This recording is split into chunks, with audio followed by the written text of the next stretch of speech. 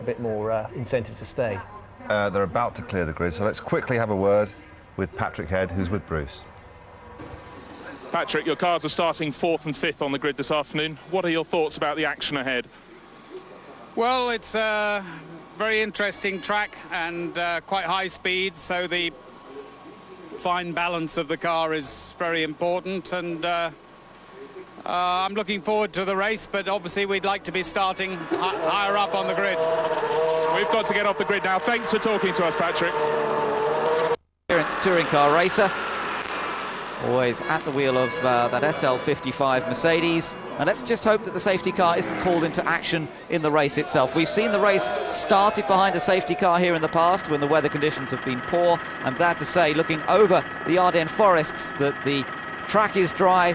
There might be some cloud, but there's no rain falling, and we've got some pretty ideal conditions for the start of today's Grand Prix. Yes, temperature not particularly high, but the cloud does appear to be high, and that is obviously a very good sign. We've had that 20% forecast of rain at some point during the Grand Prix. But right now, this race is going to start in dry conditions. Track conditions pretty good as well, although the track temperature is only 18 degrees.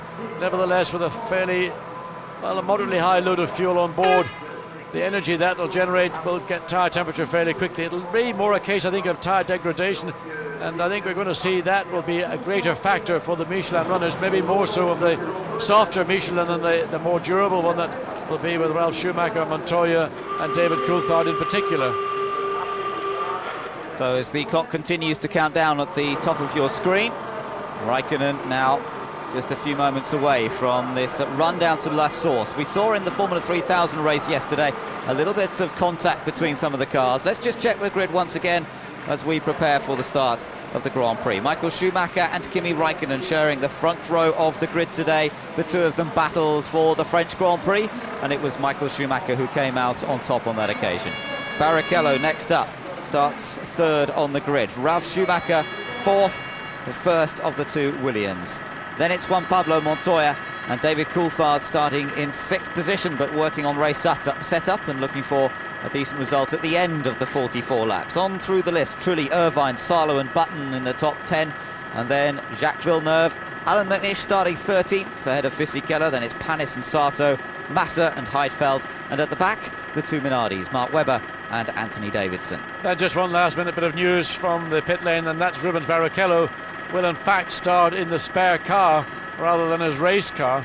So a rather late minute change for Ferrari, and it may be because Rubens has not been entirely comfortable with the balance of his car throughout the weekend. He may decide that he thinks that the spare car is going to give him a better run here this afternoon. Well, there is Rubens, so therefore we know he is in the spare car, but he looks relatively relaxed. Yeah, he looks also, I think he looks more comfortable. I don't know why, maybe just his eyes and the way he just turned around and communicated with somebody to his left. It just seemed to indicate that he was quite comfortable and quite happy.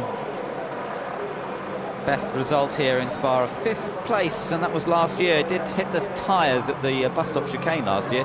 Now we don't seem to have tyres on the bus stop chicane this year. We have a few plastic poles. We had tyres out for the Porsche Super Cup race, but they will not be there in the Grand Prix. No, and as the minute ticks away, then these cars will make their way around for the final time before they'll come onto the grid for the start of this year's Belgian Grand Prix. 44 laps of the 4.3-mile circuit. And there, the front of the Ferrari there, and looked like they're scrubbed front, certainly in the front of Kimi Raikkonen's McLaren. As we just say, yes, you can see those tyres have been run. They're still pretty fresh, but nonetheless they've just done the initial run, 2 laps running. As for Michael Schumacher, we did see him go out of the pits on what I thought was a brand new set of sticker tyres. But those tyres now, obviously the skin has been taken off, and watch for the rubber being laid as they just ensure that they get the best opportunity, even with the launch control, to make a good start. So, the formation lap, yes, let's see how many people use the launch control and how many people switch it off and lay some rubber down here as they get ready to start the formation lap.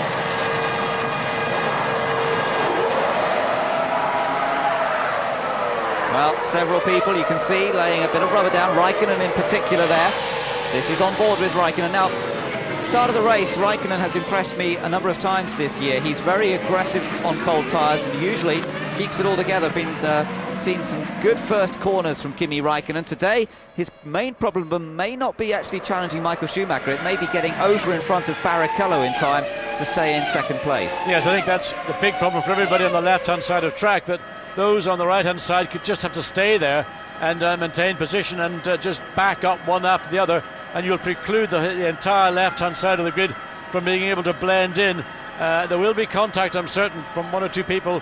Usually it'll happen in the middle towards the back of the grid. Nevertheless, with Räikkönen, Ralf Schumacher and Coulthard, the principal front on left-hand side of the grid starters, all trying to squeeze in on top of Barrichello, Montoya, and truly, well, it could be a bit of a squeeze into turn one.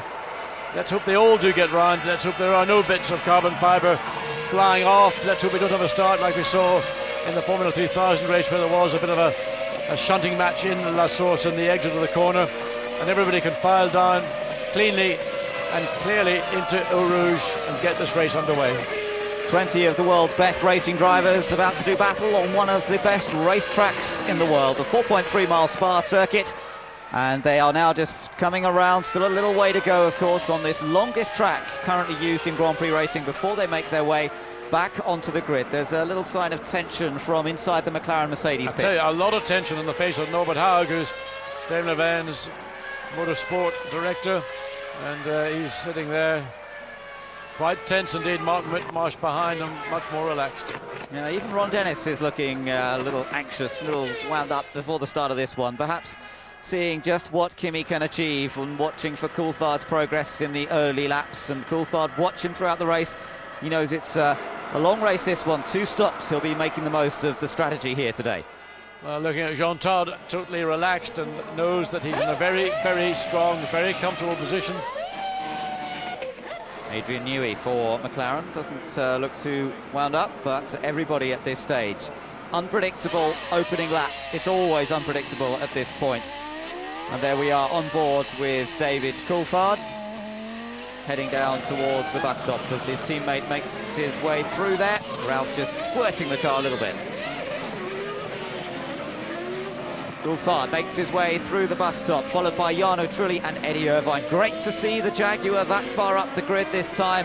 His best qualifying performance of the season. Can Eddie now convert that into a point-scoring finish in the Belgian Grand Prix? Michael Schumacher moves on to pole position, his first ever pole position in Spa, but can he now convert that into a 6th Belgian Grand Prix victory and his 10th win of the season, and shatter yet more records in this astonishing year of 2002 for Ferrari and for Schumacher? Anthony Davidson, the last man to move up into position, of course, starting his 2nd Grand Prix for Minardi. Let's wish him well. Let's hope he makes it all the way to the finish of this 44-lap encounter.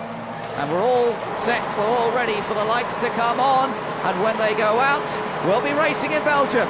Away we go. Michael Schumacher tries to get away, and Räikkönen shuts the door immediately on Barrichello. Barrichello comes down the inside, so Räikkönen is forced to go out wide. Montoya's on the inside. Ralf Schumacher's in there. Räikkönen gets into 3rd, Montoya into 4th, and Coulthard is working, trying to get past Ralf Schumacher. Well, that was a tight start, but Ralf Schumacher just outdrags Coulthard down into Eau Rouge. Kimi Räikkönen lost 1 place to Barrichello, but I think he did still a pretty reasonable job. He was on the wrong side of the track. Barrichello had a great start. Now watch Coulthard comes up and gets alongside Ralf Schumacher up to Le Cumbe. Look at Räikkönen trying to find a way past Barrichello. Look at Coulthard. He made it look so easy getting past Ralf Schumacher, the McLaren. Very, very fast up the hill there to Le Cumbe. I wonder if that means they're running a little lighter or whether simply sheer engine power. He got a great tow there. A great tow, 326 k's against Ralf Schumacher's 319. He got a good run up and out of Eau Rouge over the radio and a fantastic tow down the straight. Ralph seems to be struggling a bit here because Jarno Trulli in the Renault is right behind him. Then it's Irvine, and then it's Jenson Button running in 9th place. Mika Salo is in 10th in the Toyota. Look at Michael Schumacher getting away from Rubens Barrichello. Barrichello chased by Räikkönen and Montoya. Now Räikkönen's got through the start. He's got over that moment when he thought, do I want to be in the front row of the grid? Yes, I do. But he did the right thing. He came across, but he just didn't have enough bite on the initial start to put himself ahead of Barrichello. Now running in 3rd place, slides wide as he comes out of the first part of Stavlo. Everybody using more curb than we've seen pretty much all over the 2 days. But Michael Schumacher up and gone. Barrichello trying to follow in a slipstream, and Raikkonen trying to keep in contact as we come up to the bus stop for the first time. McNish made a good start. He's 12th, so he gained 1 on his start position. Fisichella is 13th, and it's Villeneuve who lost out. Villeneuve, the main loser. Look, a little bit of a battle there. Yeah, but the main loser of all is Olivier Panis. He's 18th. Panis dropped all the way down, and he started 15th, 18th. But 2 Sabres making up a little bit of the ground. Raikkonen comes through then, chased by Montoya and Coulthard. Bit of a queue developing here. Sarlo through the shot. There is Villeneuve, who lost out, as you say, Panis as well. So both BAR Hondas not getting a good getaway. Whether that's something to do with their launch control, I've no idea. Didn't really see them off the grid, but neither of them have gone well. Look at that picture as they head down through Eau Rouge. Almost 200 miles an hour. And Villeneuve is giving Giancarlo Fisichella a real workout as they came into Eau Rouge. As they come out, well, we have to look all the way back to the straight. Toyota's pulling out, can't get the job done. Irvine's still running in that 8th place. Yes, so a solid 8th place. The Saubers there. Lock up coming into Les Combes. Somebody may have gone off track, we wait to see. 2 Minardis running close together. Let's take another look at the start here and watch to the front, but also watch further back. We can see with a bit BAR's lost out. But watch the Renault. That's the Renault launch control. Truly moves from right to left. He gets position. That's why he's up to 7th. But Kimi Raikkonen really couldn't do much about Barrichello. He's got to watch Montoya up the inside. Montoya trying to find a way to squeeze into 3rd place, but it was David Coulthard there on the right of Ralf Schumacher. Schumacher dragged him into Eau Rouge, but the situations were switched when they came to Les Combes. And Montoya's got past Raikkonen. Montoya has moved up into 3rd position. It did look as though Raikkonen was beginning to hold up this queue, and Montoya has found a way past. He's up into 3rd. And David Coulthard now also coming close to the back of Kimi Raikkonen. Coulthard on the harder of the Michelin tyres, or maybe that's the factor. Maybe Kimi Raikkonen's tyres are not working in these conditions quite as well as the harder of the 2 Michelin. So Michael Schumacher and Rubens Barrichello, they have quite an advantage already, but let's try now and watch the lap times as they come through. Montoya got past Raikkonen, so we won't expect a particularly quick lap from Montoya on this particular one, but let's watch him as he goes on to the next lap. See whether he can close the gap. 2.4 seconds between 2.7 between Montoya and Barrichello at the end of the lap, and that's the gap to concentrate over the next few laps. So down the hill into Eau Rouge, and now we've got to see whether Raikkonen's going to come under increasing pressure. Yes, the difference between the 2 tyre choices is that softer tyre does sometimes take 3 or 4 laps to come in to get stabilised, whereas the slightly harder tyre is there with you. Again, just a confidence factor, but Coulthard very keen to put pressure on Kimi Raikkonen. Kimi Raikkonen realising that starting at the front is a lot more difficult than starting in row 3 or row late. There it is. Now, I don't know why he seemed, that was the corner on the circuit where he was outstanding all weekend, particularly on the exit, easy on the exit, but somehow he lost speed. Whether he backed out, but Montoya was able to take position, got him into Fagna, and that was it. New lap record, Michael Schumacher, 1:49.446, not surprisingly on this slightly revised, but more likely repaved Grand Prix circuit. Yes, and Montoya chases after Barrichello effectively now. We'll monitor that gap as they come round. Doesn't seem to be closing at this stage, I have to say. Impressed by the performance of Jarno Trulli, who's staying so far with the McLarens and Williams. This is a replay of the start from the perspective of David Coulthard. Well, there's that launch control from Renault, but Coulthard gets up. Trulli puts himself to go round the outside, but he loses out. He gets squeezed out against the barrier. Coulthard now has a race, horsepower race, Mercedes-Benz versus BMW. Coulthard's got the initial run, but there's the difference in ultimate horsepower, and of course he has to concede. But watch as he comes out of this corner, because he gets a mighty 2 from the back of Ralf Schumacher, gets in the slipstream and pulls up alongside. A real good illustration of how a driver can use the 2 of another car to his advantage. So that was Coulthard's move, and that puts him past Ralf Schumacher. Now they've come round to complete 3 laps. Michael Schumacher, a 49.066. 4 tenths faster than Barrichello, and I have to say there's a second between the pace that Barrichello's doing and the pace that Montoya achieved on that last lap. So rather than catching Barrichello, Montoya is dropping further away. He's now 3.6 seconds behind the number 2 Ferrari. On board with Kimi Raikkonen here, looking back at David Coulthard. Yes, but the gap between Coulthard and the gap between Montoya, Coulthard slightly closer than Raikkonen is to Montoya. Ralf Schumacher just hanging in there, got out dragged up the hill by David Coulthard. Coulthard very, very feisty today indeed. Not happy that his teammate blew him away in qualifying. Tyre difference, now there's what happened to Kimi Raikkonen. No wonder how he kept that thing in control. He's virtually on the lock stops. That was on the second lap down the hill. Well, Kimi Raikkonen, that's got to be the save of the day, if not, for me, the save of the season. That was astonishing. That's one of the fastest corners here at Spa. It's taken in 5th gear. It's well over 120 miles an hour, and he had it completely crossed up through there. Fantastic reaction from Raikkonen. A little mistake, though, and it did allow Montoya to move into 3rd. So, heading round, Michael Schumacher has opened up a very healthy advantage. 2.8 seconds the gap between himself and Barrichello, and the 2 Ferraris gradually pulling away from the rest of the field. But I have to say, we're in for a real treat in the battle as to best of the rest, because for the moment it's Montoya, as you see, but Raikkonen's still there, Coulthard's not far behind, and then Ralf Schumacher's a part of the equation, as is Jarno Trulli. So what a battle we'll have behind. Well, the gap now 2.7, so Rubens took a 10th of a second out of Michael's lead. Barrichello had the fastest lap between the 2 Ferraris, but here's a battle going on the Saubers, and we've got Heidfeld, Massa running behind Villeneuve, and behind Massa you got Takuma Sato, and that rebuilt Jordan.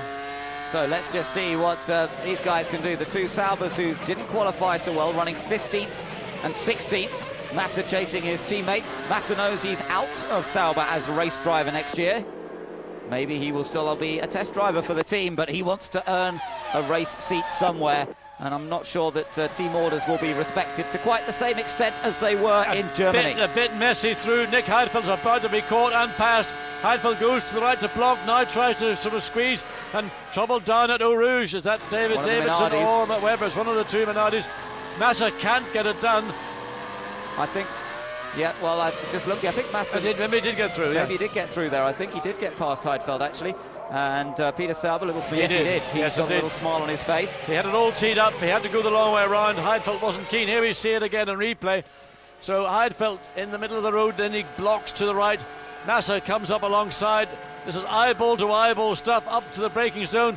But Massa's just got the advantage. He gets a car length ahead, and nothing that Nick Heidfeld can do about it. That was pretty impressive stuff. It is Mark Webber who has pulled off at the side of the road. And it looks like it's a mechanical issue once again. Just about every session so far this weekend he's had some sort of mechanical reliability problem. It's a shame, because their reliability record had been quite good. Well, huge. This Mark's had a really rotten weekend. Interestingly, David Coulthard currently in 5th place, now the fastest man through that first sector, chasing down his own teammate. But Michael Schumacher, yet again a new lap record, 1:48.995. Here's the battle with Villeneuve and Fisichella, the 2 Honda-powered teams. They come up into the bus stop. Jack, there's no way to go down the inside of Fisichella there. The braking zone is just too short. You've got to try and get it done, maybe up, as we saw Massa do with his teammate, into Lecum.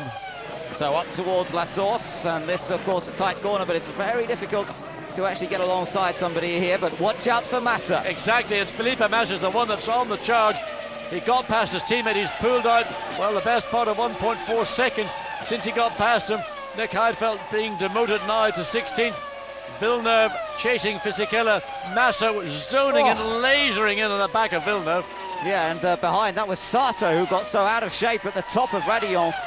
Pretty impressive save from Sato, and the car moving around a great deal. And of course, in race conditions, it's not so easy flat through Eau Rouge, and they're having to work a little bit harder at it. On board again with Jacques Villeneuve as he chases Giancarlo Fisichella, and he's got Felipe Massa right behind him, remember. So watch for this move.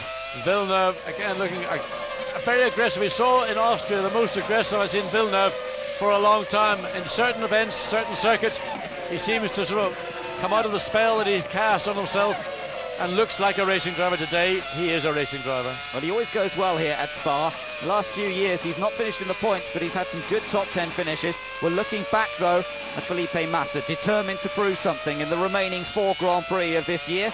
Uses a bit of curb there. Now he's into the slipstream of Villeneuve. You can see the car sliding around more. Yeah, and look at Felipe Massa. You can see he turns in, has to turn away from the corner, then bites again for the second time. As we watch Takuma Sato come out of the corner that trapped him this morning.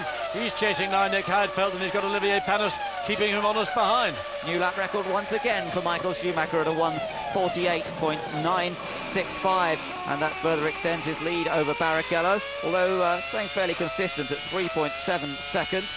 We're riding once again with 14th position man Jacques Villeneuve, and he's attacking Fisichella. No, not quite. No, Fisichella all aware for that, but look, he runs slightly wide on the exit. Now a chance for Villeneuve on the run down to Eau Rouge. Giancarlo Fisichella slightly wide, missed the apex, was off the throttle, gave an opportunity, responding to the pressure from Jacques Villeneuve. The bottom of the car grinds its way up the rise out of Eau Rouge over the top at Radillon. Now he's got a decent toe. Can he convert this? He's got to move to the inside. Fisichella may well cover the inside. He does. And Villeneuve tries to naughty, more than one move. You could say that was certainly 1.5 moves from Fisichella. Villeneuve, you can see the oversteer about to build up. He'll not be happy with that. Fisichella did move clearly to the right. Villeneuve went to the left, and Fisichella came back to the centre of the track. Two Honda-powered cars, of course, so there's not much to choose between it in terms of ultimate horsepower. And the Jordan and BAR pits are watching this one very closely indeed. Let's take a look from outside. Here's the first move from Fisichella. He goes to the right. Well, it's very... Yes, there it is. Now he cuts back. Now Fisichella comes back again. That, to me, is 2 moves. That could see Fisichella, let's say, having to come in and answer why he was doing that. Felipe Massa still looking for any opportunity to nip through himself as Michael Schumacher continues to build up a very comfortable lead here over teammate Barrichello, although the two of them have sort of held station over the last lap or so. They're building their lead over Montoya in third, though. He's now 7.3 seconds behind Barrichello. Yeah, but what's scary is he's 11 seconds behind the race leader in the space of 7 laps. He's picked up 11 seconds, and that was just, I mean, we didn't expect to see this, we didn't hope to see this. The fact is, it just proves how good. And here's this battle again. Oh, this is a Fisichella gets it wrong. He's gone straight across the grass at the bus stop, and I wonder if he'll get into any trouble for that. Villeneuve's not able to take advantage of it yet. I wonder, has Fisichella got a braking problem? We saw him make a mistake here in the previous lap. He's made another one now. He's gone, there it is, all over. He made that mistake. I think he's got a brake problem because this bus stop the last time around Eau Rouge, and now in Eau Rouge gets it wrong. Villeneuve gets through, and that is unfortunate. Giancarlo Fisichella defended, but he could do no more. He's got a problem. Now Felipe Massa, he's going to pick up the slipstream. Watch for the young Brazilian make a way past the Italian. This time Fisichella does not battle for that position. He knows he's got a problem. He knows. Remember, the common denominator between these 3 cars, they're all on the Bridgestone tyre. Well, the Bridgestones are working brilliantly on the Ferrari, but the the Premier League Ferrari cars working on the Bridgestone, but after that these cars fairly evenly matched, but further down, just inside the top 15, but not much better than that. McNish still running in 12th place, remember, on the Toyota with the Michelin tyres. There's a big battle going on for 8th place. Eddie Irvine in the Jaguar. He's 2.8 seconds behind Jarno Trulli. Can't do much about that, but he's got his mirrors full of Trulli's teammate Jenson Button, 0.7 of a second behind. Button's all over him. Button hasn't got the squirt in the straight line to get past the Jaguar. Remember, Eddie Irvine, he knows that car works well in a straight line here. It's not a totally downforce circuit, so they can use what they've got pretty effectively. He's got the Michelin tyre, and Eddie, very difficult to pass when he's got the scent of maybe getting 1, possibly 2 points in the afternoon. Another brilliant lap from Michael Schumacher, and this time Barrichello did not stay with him on that last lap, so the gap has gone out to 5.3 seconds. I don't know whether Barrichello made a little mistake there somewhere, because he definitely dropped away a touch from his team leader, but the 2 Ferraris still dominating the early stages of this Belgian Grand Prix. That is the gap back to Juan Pablo Montoya. He has Kimi Räikkönen 1.4 seconds behind, and Räikkönen has David Coulthard right behind him, just 0.8 of a second between them. And I just wonder if David Coulthard could get free of Kimi Räikkönen. Could he actually run faster than he... Some 2.3 seconds behind in the second Williams. And there we can look at the other battle you talked about, John. It's Eddie Irvine versus Jenson Button. I tell you what, it looked a lot closer on the timing screens than it does, in fact, on the road. But in fact it is about, well, we're looking at 0.7 of a second, and that's roughly what 0.7 of a second looks like at this sort of speed. So horsepower, Renault probably getting close to what Jaguar have, but certainly no advantage to Renault. Where their advantage lies is they've got probably a more efficient aerodynamic package, but nevertheless Jenson not quick enough to be able to do anything with Irvine, who running and consolidating his 8th place on the grid, 8th place on the road. So let's just keep an eye on these 2 British drivers at the moment, at slightly different points in their careers, of course. Eddie Irvine, team leader for Jaguar, has had a disappointing time ever since he joined the Jaguar team, really. Was, of course, Michael Schumacher's teammate at Ferrari for several years. Had his great shots at the title back in 1999. Has never won the Belgian Grand Prix. His main objective today is to score some points. He's still running in 8th. We only have one car out of this race so far after 9 laps have been completed, and that is Australian Mark Webber. The Minardi pulling off to the side of the road down at Rouge.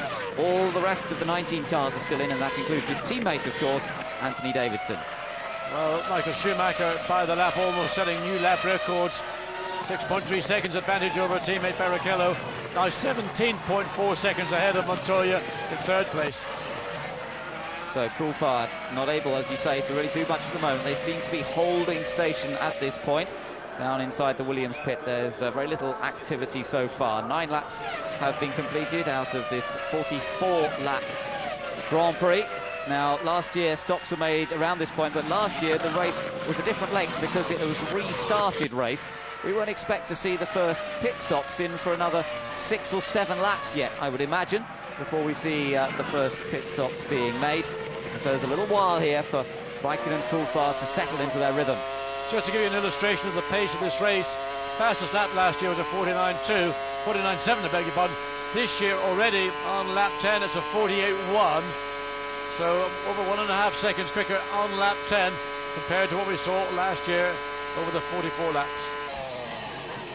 It's a very impressive pace that's being set up front at the moment by Michael Schumacher, no doubt about that.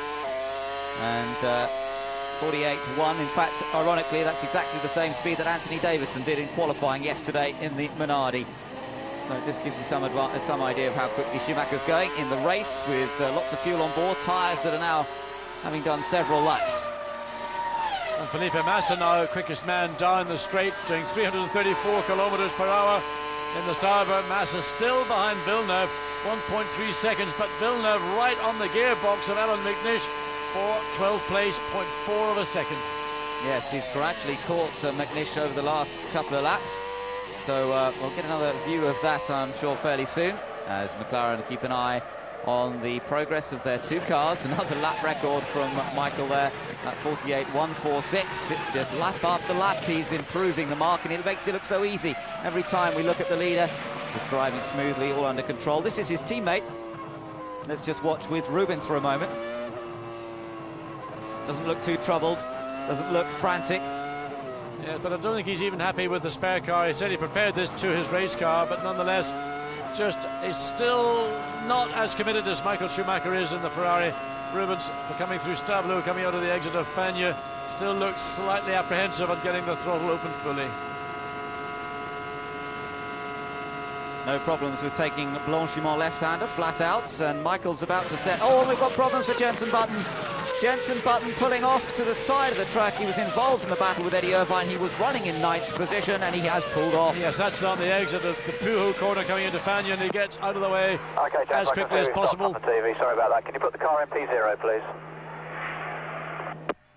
Well, I don't know if he's even still connected on the radio, is he? A bit steamy from the left-hand side of the engine. It may be an engine problem, maybe it's on hydraulic, electrical. We'll maybe hear a little bit later if there's more radio traffic. But disappointment for Jenson, having a massive battle with Eddie Irvine for 8th place.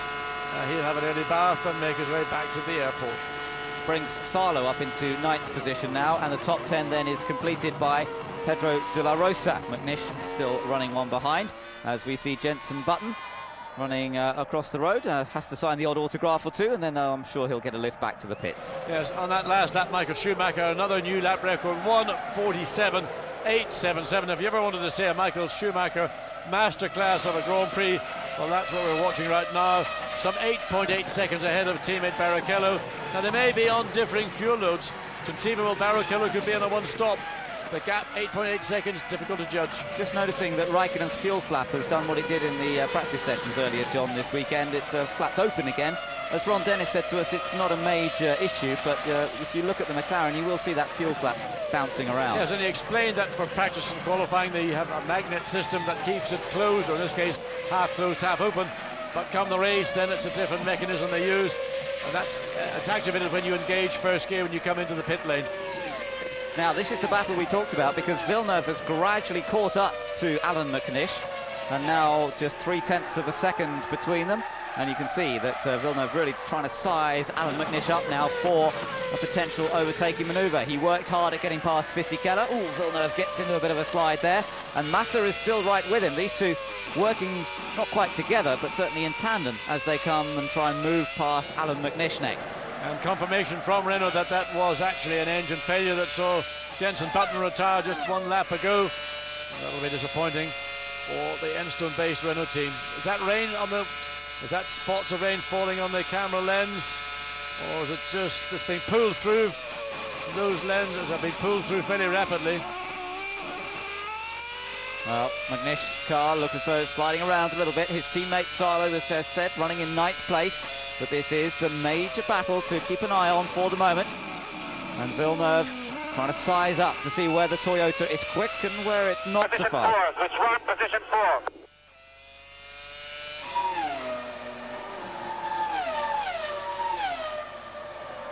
Yes, we've got quite an interesting battle going on here between Toyota and Honda, of course.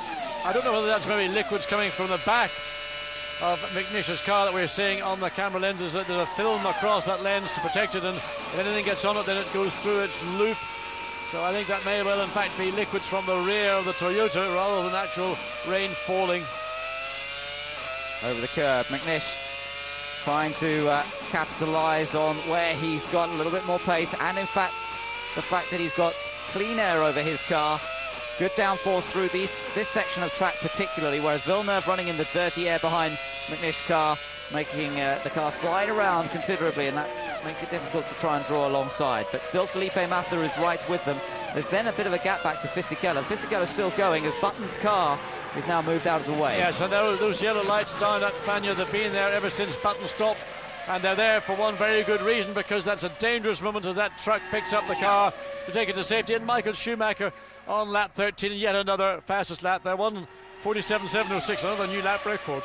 Well, another stunning performance then from Michael Schumacher. He just making it look very easy at the moment as he accelerates away from the opposition. Even his teammate is a full 11.2 seconds behind, and that's a massive gap between the two Ferrari teammates. Barrichello himself, though, has a massive advantage over Juan Pablo Montoya. That's 15.5 seconds back to 3rd place as we ride once again with Jacques Villeneuve trying to find a way past Scotsman Alan McNish. And McNish resisting all the pressure from the former world champion, but he's got a horsepower advantage. And that Toyota, you can see just coming out of the corner, bits of bodywork being picked up. Now I think that's hard to tell where that was. Yes, either La Source or the bus stop. I'm not quite sure quite where they were there. Now, can Villeneuve? Yes, he's got a good run this time. McNish just seemed to lose a little bit of pace through there. Yes, he did. He wasn't, I don't know whether it was just the tyres giving up, but there you see the two. Comes up alongside, but has he got enough horsepower? He's certainly got the courage to wait until the last moment to put the brakes on, locks up the inside wheel. McNish tries to cut back, but Jacques, too experienced, too worldly. Watch Felipe Massa also, he's about to try and punch, when McNish has been caught maybe slightly unawares by the pace of Villeneuve, up through the radio and down the straight. So let's take another look at that. Let me just tell you, Sauber are preparing for a pit stop, but this was Villeneuve making the move on McNish. And that's how you play a pass.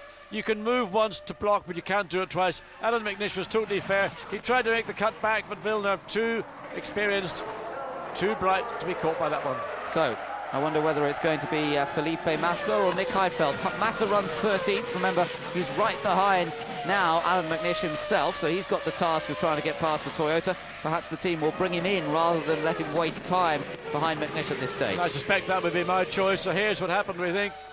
And Kimi Räikkönen, oh, whoa. That's the slow-mo David Coulthard follows.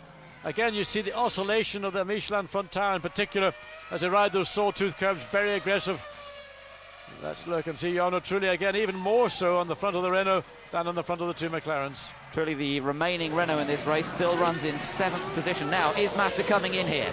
Well, yes, he is. It's Felipe Massa. So the team have decided to get him out of this battle, get him in, do the service, go back out, hopefully find a bit of clear track where he can run at his own natural pace and let that battle between Villeneuve and looking at Lars De La Rosa, in fact, or the battle it was with McNish and Massa. So Villeneuve got clear air to Pedro De La Rosa, 5 seconds ahead of the Canadian. In 10th place, Pedro De La Rosa. So into the pits also comes Takuma Sato. And the fair bit of wear, Ben, on the front of those tyres. Yeah. Massa gets out as the work goes on. Sato's Jordan. But that was a fairly high amount of wear, I would have said, on the front of Sato's bit slow here, John. Bit of a problem slow on the right stop. rear, and that's disappointing. Looks like the wheel nut isn't seating, the gun couldn't get it to pick up on the threads. Now he's out, but just a slow stop, 17.2 seconds for Sato, 9.4 for Felipe Massa. Now watch that white line. Coming back. The gap's beginning to open up again. Coulthard maybe just dropping back, either catching his breath. There's that flapping flap. And now Kimi Raikkonen zoning in once again. Juan Pablo Montoya as Toyota are preparing for a stop. Yes, Raikkonen's timing this carefully to get back on terms with Montoya before the first round of pit stops. It might allow him to get ahead of the Williams, so that battle is still very much on as you watch De La Rosa, who is just a fraction behind Mika Salo. So Toyota versus Jaguar here, and Salo just holding on to 9th place from the Spaniard. You'd have to think that the advantage is marginally towards the Toyota. It's got an incredible, powerful engine, but here, this is what it's all about now. The battle for 3rd place. Raikkonen closing down as close as he's been up until the moment when Montoya got past. So let's watch to see if he can go flat out through Eau Rouge. Montoya may not be able to make it. Can he pick up the slipstream? It's not near enough, but certainly he'll draw close as they climb up the hill, get up towards Les Combes. Yes, he'll get a little closer, but I'm not sure it'll be close enough to challenge. And these two have had their moments, haven't they, in the last couple of Grand Prix, both at Hockenheim and in Hungary. And it looks as though we might be set for another wheel-to-wheel battle. Irvine in the pits. Yes, wheels, tires on. What's the problem? What's the problem? There was Delay. another car. I think it was they delayed Maybe it because to the tell Toyota. That could be, but that's disappointing for Eddie. He lost a couple of seconds of what was a fairly reasonable stop. Ferrari now prepare. And one would assume this is Michael Schumacher, but you could never assume that. Michael once again en route to set another lap record, but will he be able to have a chance to complete the lap, or will he be brought in by Ferrari? Good discipline from Jaguar and from Irvine there. He must have been realised it was ready to go, but Michael he had to Schumacher wait. is in. Michael Schumacher comes in then from the race lead here in Belgium.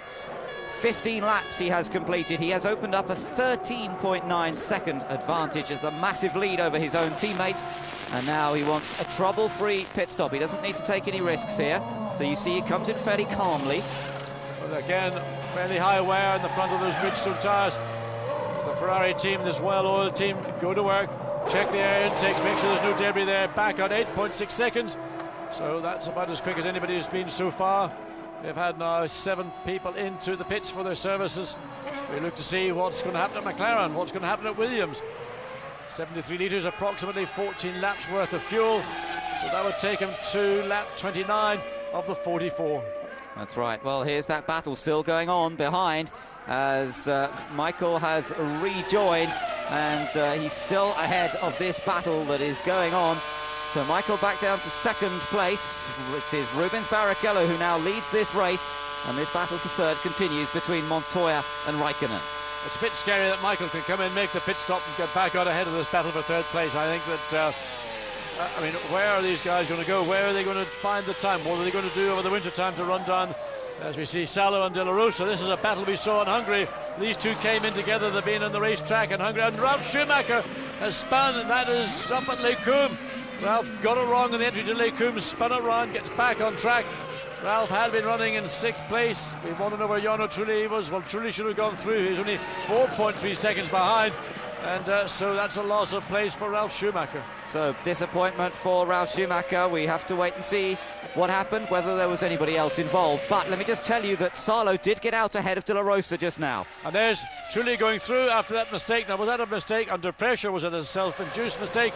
Here we see, now this may be 4. And Ferrari preparing for Barrichello as Williams prepare for one of their 2 cars. After that spin, they may change the strategy. Barrichello comes in. We wait to see whether it'll be Montoya or Ralf Schumacher for Williams. So Barrichello, who was leading until a moment ago, as he heads into the pits, it will be Michael Schumacher back in front, and a healthy gap between the two of them, of course. Barrichello comes in for the stop, and just watch this crew go to work. It is poetry in motion. Great on-board camera, on-helmet camera, I should say. Clean out the side pods. Bit slow there. Yes, the very slow and getting the dry break away. And of course he's going to drop back behind this battle for what will now be 2nd place. Montoya, Raikkonen and Coulthard. He's going to rejoin in 5th place. And that, well, a couple of seconds that it took to withdraw the hose wouldn't have ultimately made a terrible amount of difference, but it might have got him out on the gearbox of David Coulthard rather than with clear air between the McLaren and the Ferrari. Look at Raikkonen. A little bit closer this time, but it's still not close enough to get past, but he's just, you can see that he's been drawn. Ralf Schumacher in now. So Ralf Schumacher making his stop. Hopefully that'll be a clean, trouble-free stop. Yes, that works okay. And he rejoins as Raikkonen still hounds Montoya.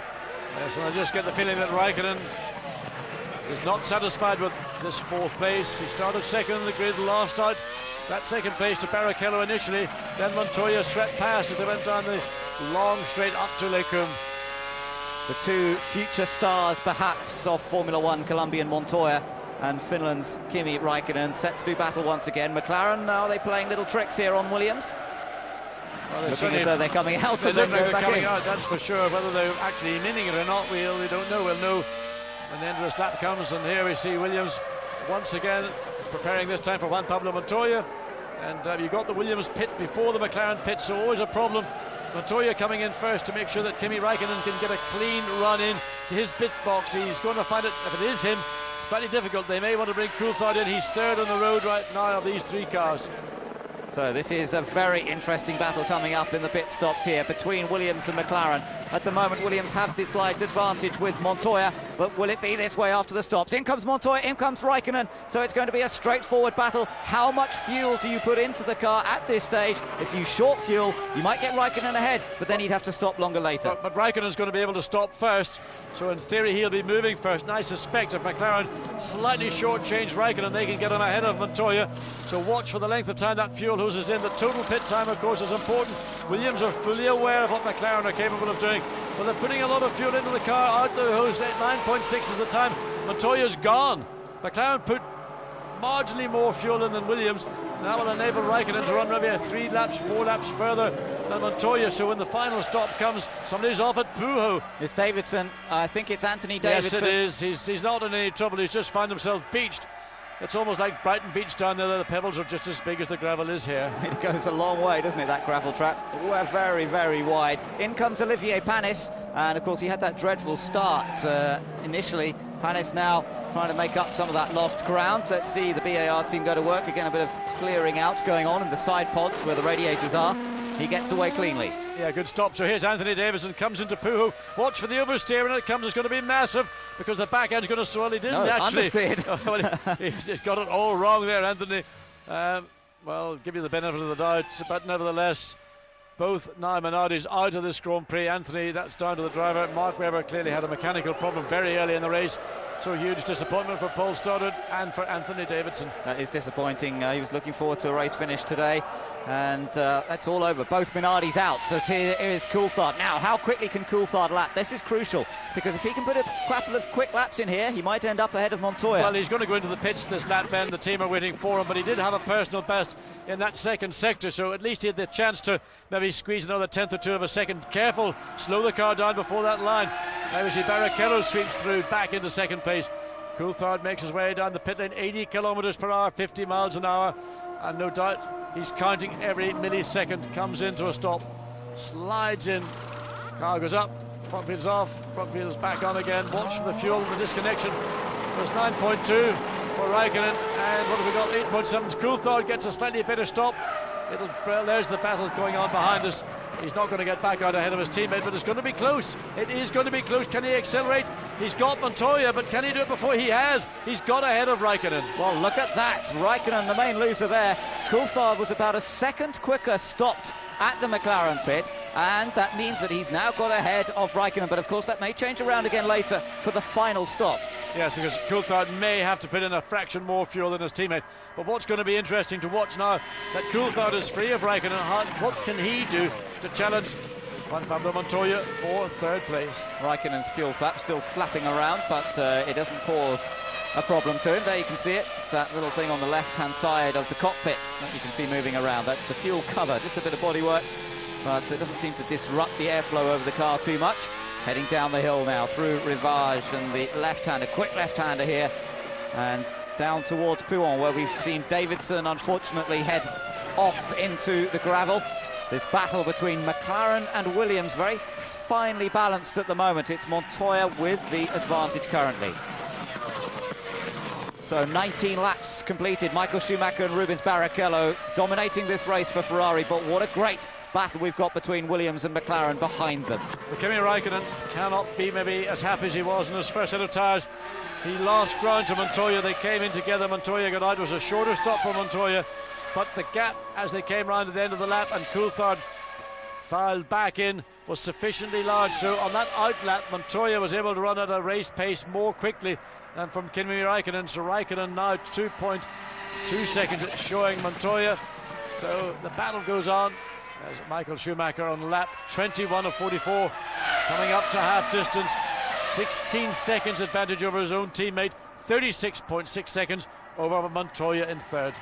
It is another demonstration drive from Schumacher in particular, but from the entire Ferrari team, with Rubens Barrichello very comfortably in second place and miles ahead of Montoya, who's running in third. Then it's Coulthard and Raikkonen. Fisichella now is running in sixth place, but Fisichella has yet to make his stop, so they put a lot of fuel on board the Jordan at the start of the race, John, because they've managed to get down to lap 20 before he's made his pit stop. I'm not sure if they're ready yet, but Fisichella's still running.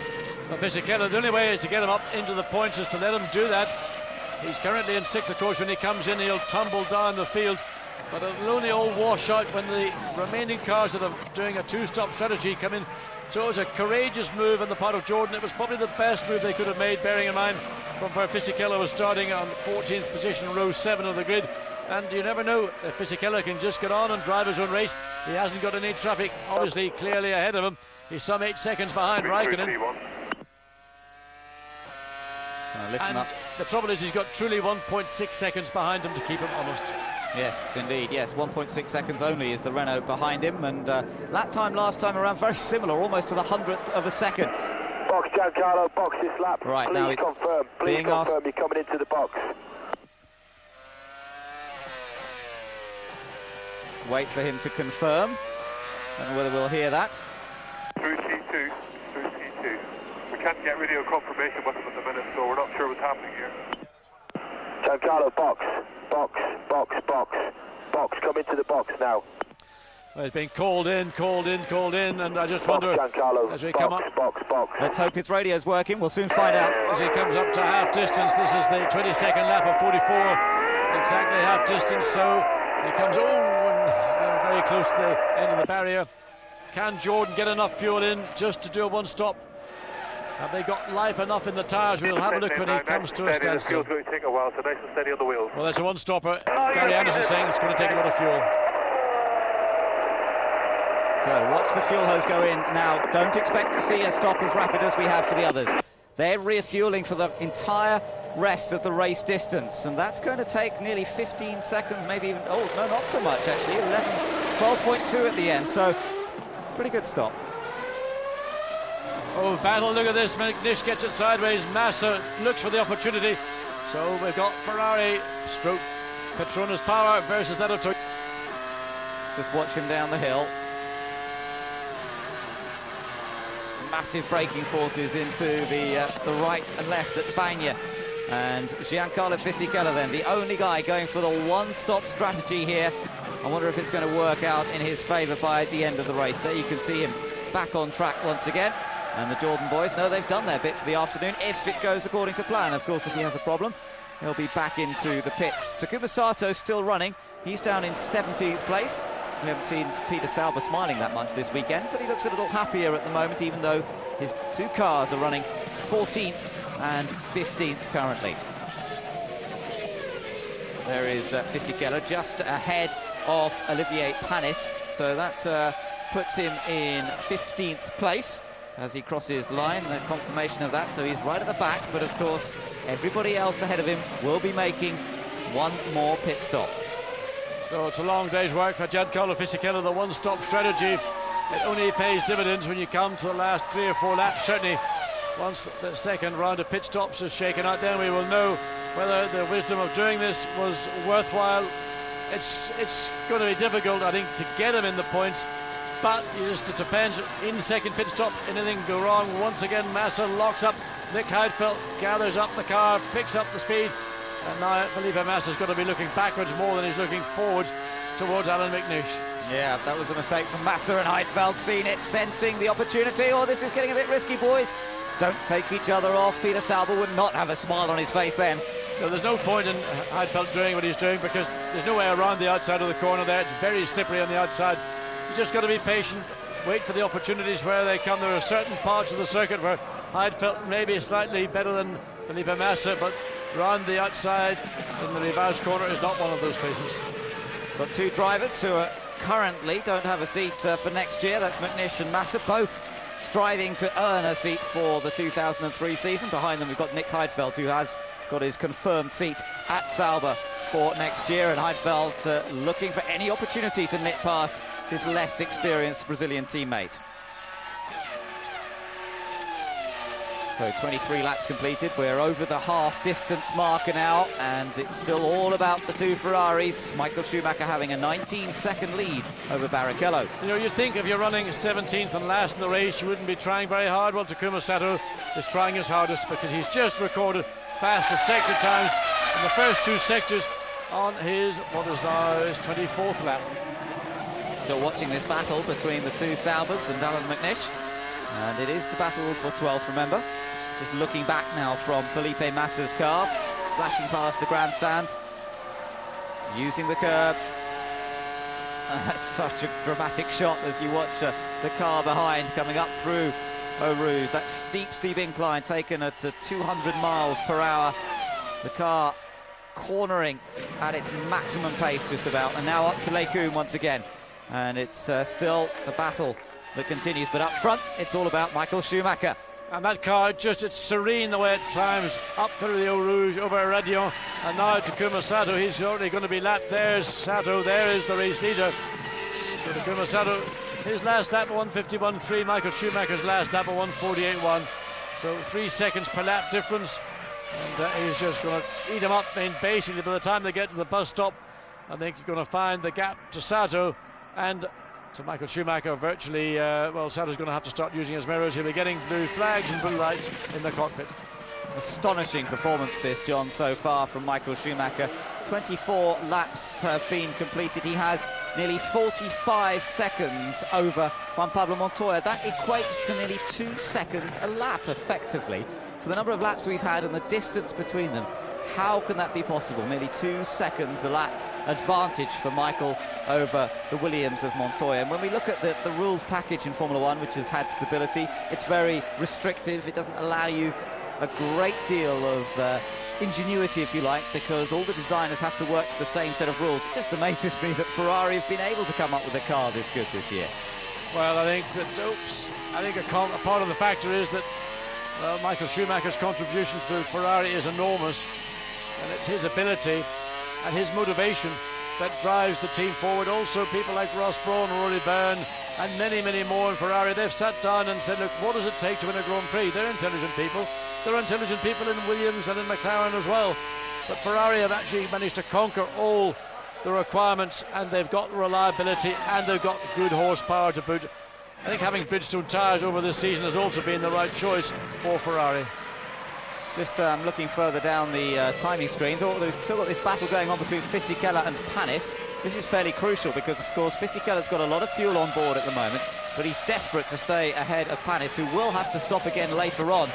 But it would be a great advantage to Giancarlo to stay ahead of the Frenchman.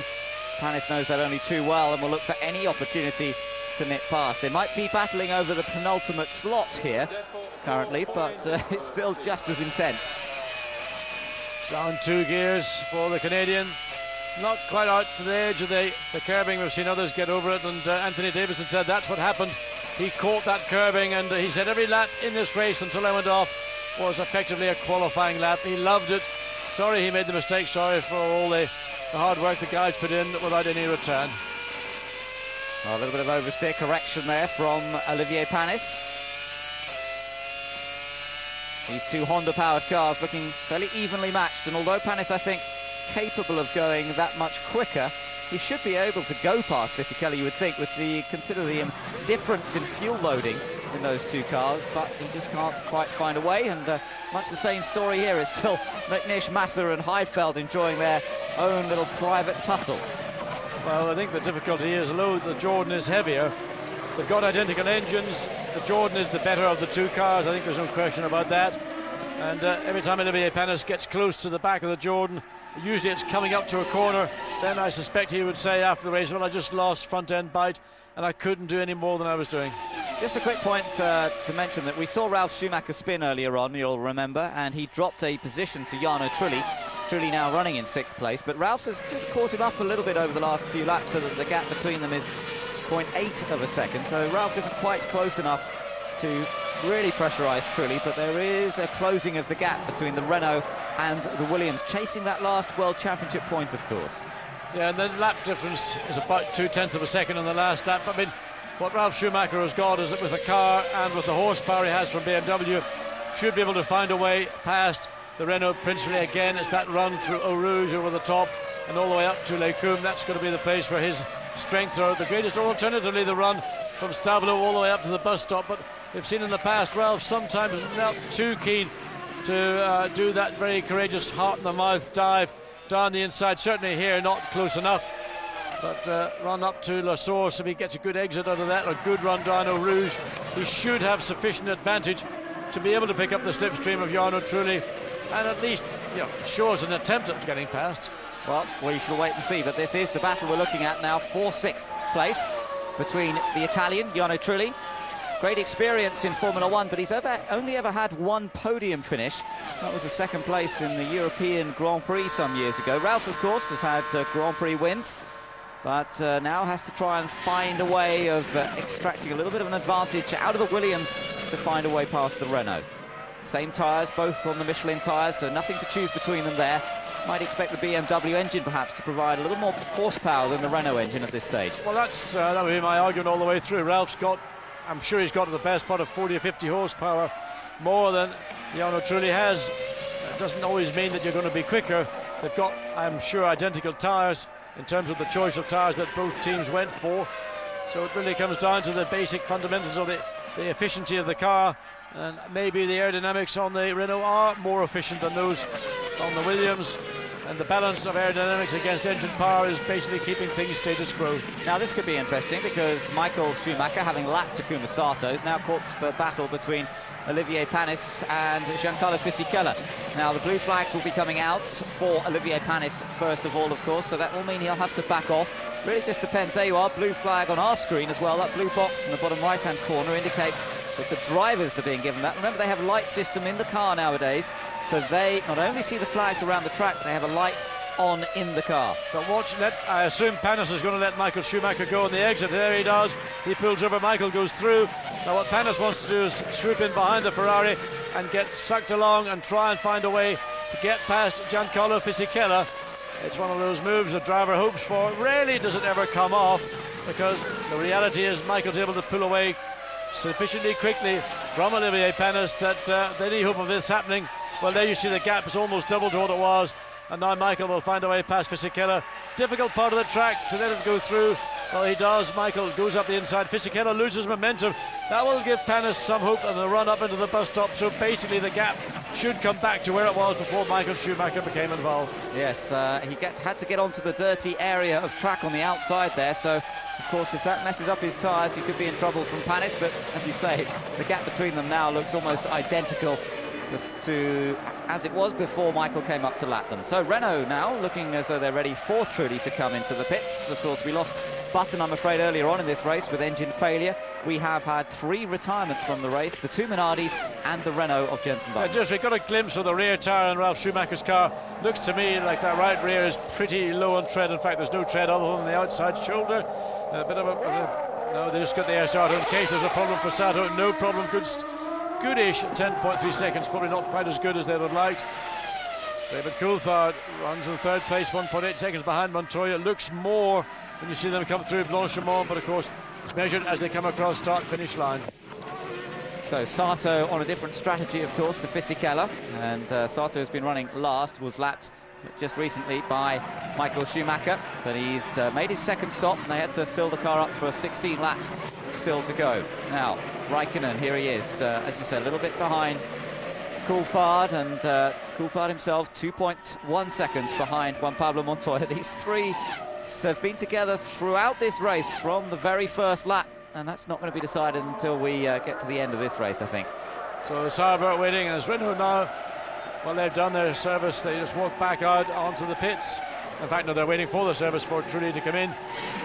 There's Kimi Räikkönen, some 2.5 seconds behind.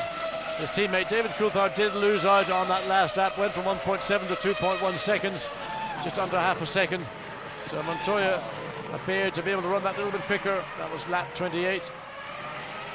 And Räikkönen struggling, I think, very much like all the Michelin runners in the race. They have not got the pace, the drop-off in performance between that one single qualifying lap that we saw, particularly from Räikkönen, but also to a lesser degree from the two Williams. And it's, whoa, Massa.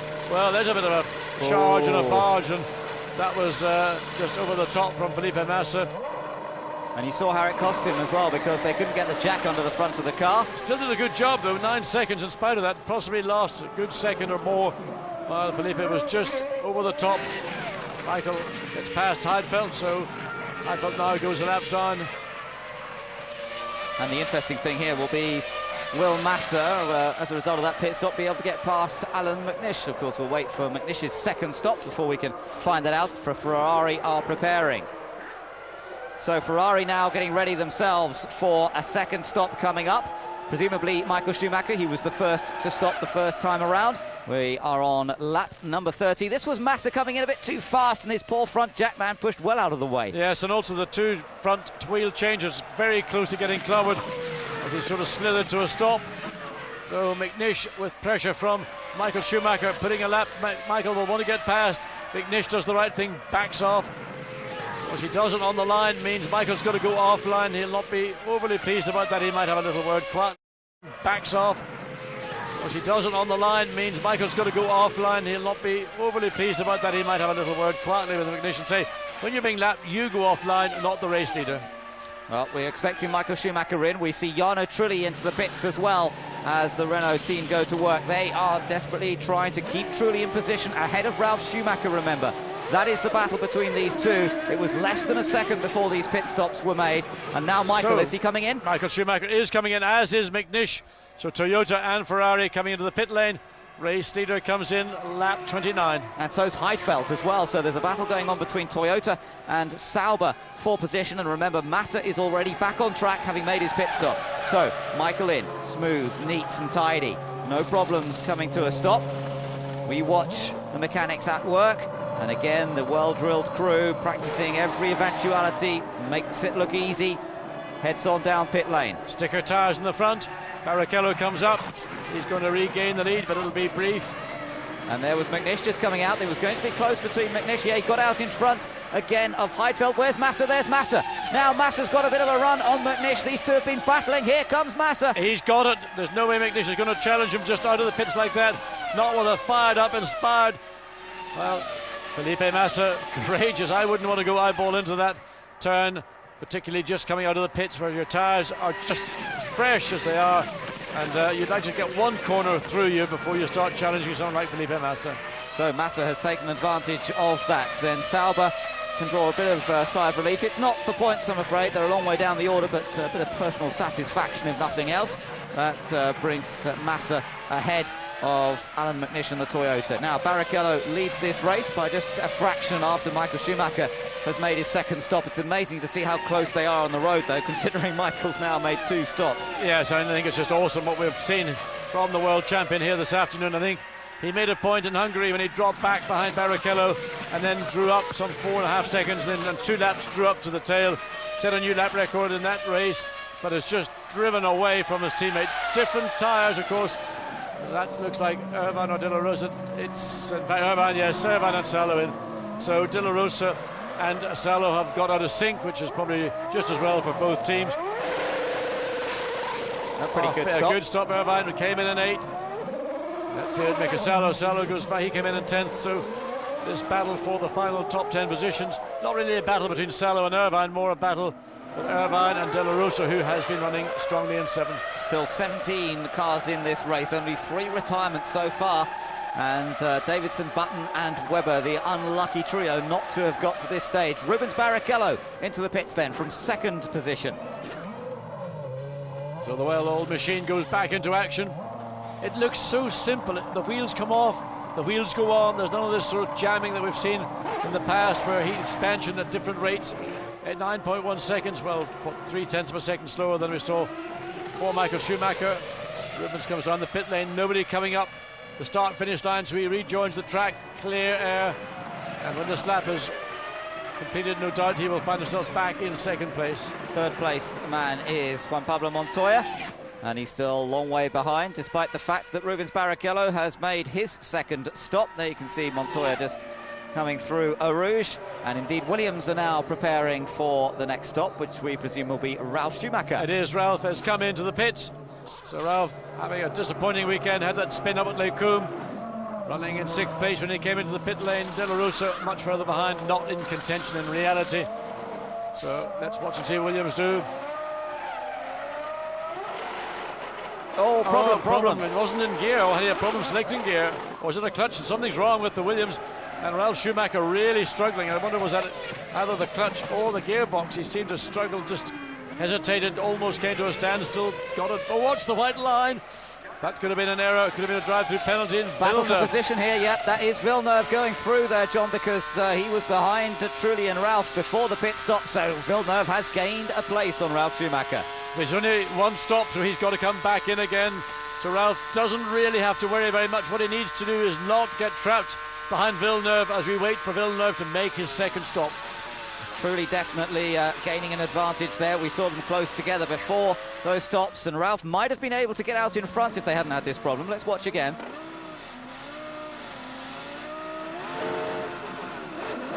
It just wouldn't go into gear, and I think he stripped the gear. I think he might have stripped first gear. Yeah, it looks a bit like it, maybe. I wonder if the speed limiter worked okay when he had to change up there as well, John. So there's always a risk he might have gone over the speed limit. Yeah, but I think the trouble was, I think if he did strip first gear, by the time he got it all sorted out, get into second, I don't think he would have been. But you never know, he's quite a long way from the end of the pit lane. We will know certainly if he has done, because that information will be made available to us very quickly. So back out on track, he shouldn't really need that gear again, though. The La Source Serpent Bend traditionally is a first gear corner, though you can take it in second gear. It just loses you a momentary amount of time. Now, the fun side of this second round of pit stops will be the battle between Montoya in the Williams and the two McLarens of Coulthard and Raikkonen. Remember that they're running 3rd, 4th and 5th at the moment, well inside the points. It could all change on that second stop between the Williams and McLaren. Up through the bus stop. Villeneuve still not stopping for the second time, so he remains ahead for the moment of Ralf Schumacher. Behind them, of course, we'll expect to see Eddie Irvine having made his stop. He's coming through the bus stop chicane at the moment. De La Rosa's in, but Villeneuve going through the bus stop really monstered the curb as he went through it, aware that this is a race for position, that Ralf Schumacher, the longer he can hold him behind him, well, it's not going to help Villeneuve particularly, but at least it keeps Irvine, who is now running behind him, behind Ralf Schumacher, keeps him behind Villeneuve also. Yeah, so for Jarno Trulli, this is a little bit of respite, perhaps, as we get into the latter stages of the race. Into the pits has just come Olivier Panis, by the way, so he has made his second stop. Remember, Fisichella is gradually moving up the order, having made just the one stop. People who've made second stops are now peeling off in front of him, so Fisichella now up to 12th currently, and I wonder how many more places he'll make as other people come in. Not so many more places. So Michael Schumacher continues around, and we're expecting Montoya to be in at the end of this lap. He's in the pit lane already. So Juan Pablo Montoya is in, and we wait to see what the McLaren are going to do. Coulthard now up to 3rd, Raikkonen up to 4th. There is Montoya. So the Colombian yet to win a race in the 2002 season. Going back to Monza in a couple of weeks, where it all went well for him last year. He gets out of the pits fairly cleanly, 7.4 seconds. That's about the quickest race I think we've seen all day. So that's pretty good for Juan Pablo. That'll help him in his battle with the two McLarens, because when they come in, it'll be, well, 59 litres, 12 laps. And we're on lap 34, so 12 of that makes, it'll be plenty of fuel. So we just keep an eye on what McLarens are doing now that they've got clear of Montoya. Coulthard has the chance to pick up, as does Raikkonen, so they're running in the high 49s. Michael Schumacher's last lap, 49.5. Coulthard's last lap, 49.8. Raikkonen's last lap, 49.9. So it is, it's going to be this last pit stops for the two McLarens that shows us whether Montoya is going to maintain the edge over them in this Belgian Grand Prix. Jarno Trulli still looking to score the point for 6th place. And remember, he has now made both of his pit stops, and he has that little advantage over Ralf Schumacher, who's struggled so much to get out of the pits, and there must be concerns about the health of that car, seeing how much it's struggled to get out of the pits. If he has stripped a gear, all those little bits of metal must be floating around in the gearbox and not making life too easy. McLaren preparing. So Coulthard in 3rd, Raikkonen in 4th. The team come out. This will be a relatively short stop, probably not dissimilar in time to that of Pablo Montoya. That was 7.4 seconds. And they don't want to be much longer than that, because they want to get back out, and that's the only way they're going to do so, to get ahead of Montoya for that 3rd and final podium position. So into the pits, and it is Kimi Raikkonen, the first of the 2 McLarens, to make his way in. And currently, remember, he runs behind teammate David Coulthard. He comes in from 4th because of Montoya having made his pit stop. But let's just see how quick the McLaren boys can get this service done. And Coulthard has just given his fastest race lap on lap 34. So he's using that opportunity to run clear of Montoya to try and help the process. Now Montoya's turning through La Source now. The jack almost came with Raikkonen then. They didn't quite release the jack from the rear of the car. So that was a slight cause for concern. Montoya's out well ahead of Raikkonen. It's Coulthard that will really be the interesting one. There's a small puff, I thought, of blue smoke as he came out of the pits. It may just have been difficult to tell. Yeah, I think there's a little bit you could just see up over Eau Rouge as well. That finest puff of blue smoke.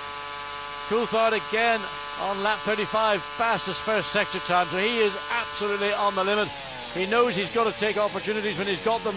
This is an opportunity. When he comes into the pits, he wants to have picked up as much time as possible on Raikkonen and on Montoya. Yes, Montoya to that first sector about 0.2 of a second slower. But there's a definite little bit of concern about some smoke from the back of the McLaren of Kimi Raikkonen. Remember, we saw that at Monte Carlo when they had a problem with their oil tank and they had to use the telemetry to pump oil from one tank back into another. Now, whether that's the same problem, whether it's a separate problem, we just got the first hint of that haze as he came out of the pits. There was a similar one just up over the Radillon. Now let's just wait and see. Here comes David Coulthard hopping over the curb. This is his crucial stop. Oh, he really slams on the anchors as he reaches the marker of the speed limit. Now he just has to sit with the button pressed and keep it to the speed limit, 80 kilometers per hour, 50 miles an hour, all the way down to the McLaren pit. And they're into position now. Let's watch for Montoya. He's heading through the bus stop. So Montoya in 3rd place.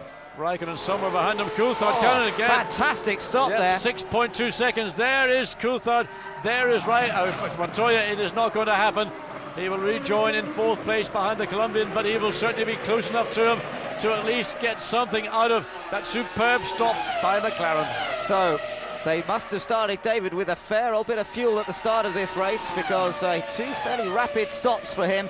And the car must have been reasonably heavy in the early stages, but it isn't quite enough for them to get him out, back ahead. And what's this, bit of clearing up still going on in the McLaren pit, or is there some other concern? Well, Raikkonen's coming in. Raikkonen has got a problem. We picked that up on the exit. He's coming in, and we're looking at the times. Kimi Raikkonen, I think, is out of this race. He's going to come in and drive straight into the garage, because that blue haze where we saw coming out of the left-hand side. Well, there's the blue haze. It is now an absolute, and that's how he's going to stop. He can't even make it back to the pits. So that's up at the top of the circuit at Lake Coombe, and Kimi Raikkonen's weekend is over with a bang. That is such a shame. He had a run of bad reliability earlier on this season, lost an engine in Malaysia very dramatically, remember, also had an engine go at the A1 ring, but what a shame. Germany too, ultimately. The British Grand Prix had an engine failure as well, but it's Raikkonen out after his great qualifying performance yesterday.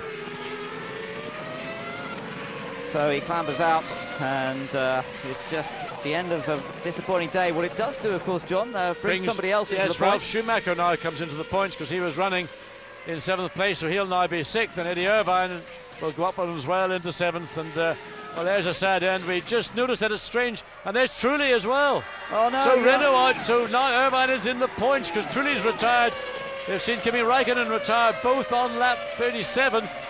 So all of a sudden, 2 serious contenders in the top 6 are out of this race. And guess what? Eddie Irvine will be in the points. Jaguar will be in 6th position as a result of Trulli pulling off. I feel bad for for Renault, but it is pretty exciting for Eddie Irvine. But it's also, you've got Mika Salo only 2.1 seconds behind Irvine. So by the time Irvine comes through, finds that he's gone from 8th to 6th, he's obviously going to be a happy camper, but he has to keep the pressure on because Salo, 2.1 seconds. The difference in lap time is that Irvine is fractionally faster, so it shouldn't in reality be a threat or a challenge to Jaguar, but nonetheless, it's sufficient on lap 37 to keep Irvine honest. So Michael Schumacher, well, he's ahead of all this, what's going on behind. And we're taking another look here at the battle that's going on between Villeneuve and Fisichella. This is the battle over 11th. So Fisichella with that, 9th place, with the other people having stopped on the last lap. It's actually 9th. Fisichella's made up a fair bit of ground, courtesy of his single stop strategy, but he now finds himself with a 7.9 gap between himself and De La Rosa. So there's not much prospect of him actually earning more places. No, I think that all he can do is defend his position. He's got Villeneuve pressing Fisichella for that 9th spot. Of course, money is paid because of the way that finances are arranged, so it's important because when it all comes out at the end of the year, your positions all counted, it's all tabulated, and it all goes towards the income of a team. So this is a battle, and while it's a battle of pride as much as anything else regarding the two Honda teams, Fisichella's struggling really as much as Villeneuve as they come through Rivage. Coulthard's still keeping close to Montoya, isn't he? This is the battle for 3rd, remember, and Coulthard, despite that great pit stop from McLaren Mercedes, didn't get out ahead of the Colombian, but now he's certainly keeping pace with him. Well, he's certainly pushing hard because he was very quick in that first sector.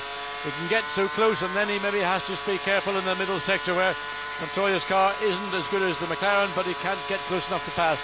Also, Ralf Schumacher suddenly woken up. He's pressing a little bit harder too, but running in the 1:51s, where these two are running in the 49s. They're in fact running quicker than race leader, quicker than 2nd place. Yes, Michael Schumacher has really backed off the pace, certainly on the last lap. He may have been dealing with traffic, but it was a 1:52. These guys in the 1:49 second bracket. But just to remind you, Michael Schumacher has fastest lap in this race at a 1:47, a full 2, nearly 3 seconds faster than the pace they're setting. Ben Mika Salo, well, it was 1.8 seconds, just catches as they came across the line, so it's back to 2 seconds. So Salo clearly pushing also to try and take that final point championship situation, number 6. Irvine holds it, Salo wants it. Two very experienced campaigners, John, Eddie Irvine and Mika Salo. The two of them raced against one another in Japan for several years and have both very extensive Grand Prix careers. Salo, we know, will not be likely to be racing next year. He's sort of semi-announced his retirement earlier this week, only to backtrack slightly. Oh, Pedro De La Rosa got a problem. Is that a suspension problem? Right rear. Or tyre or suspension. And that was a hairy, scary moment as he came up to Les Combes. And there you were right, Ben, absolutely the rear suspension. And, well, that caught Pedro. Failure, rear suspension failure. I retire. Well done. I mean, that was a big, scary moment, and Felipe Massa also stops. Oh, that's a great shame. He'd got himself into 11th place ahead of McNish. Was there any contact, or was there anything? Because these two, no, they weren't together on the track. They were well apart. Now, the top of the circuit, we've got 3 cars up there. Okay, Pedro. Well, we saw very few cars going out in the early stages, but boy, we're seeing a few retirements now. So to join the list of Mark Webber, Jenson Button, Anthony Davidson, we now have Jarno Trulli, Kimi Räikkönen, Pedro De La Rosa and Felipe Massa. David Coulthard pushing fastest race lap for Coulthard. He's now 0.8 of a second. Let's have a look and see. There it is now. Watch for that right rear. It just suddenly hits the road, doesn't it, the car? And there you see, that's a moment where a driver dreads. He's got very little braking effect. The left front's up in the air. He's got little steering motion either, but luckily lots of space. Here's the onboard view from Pedro. All of a sudden, whoa!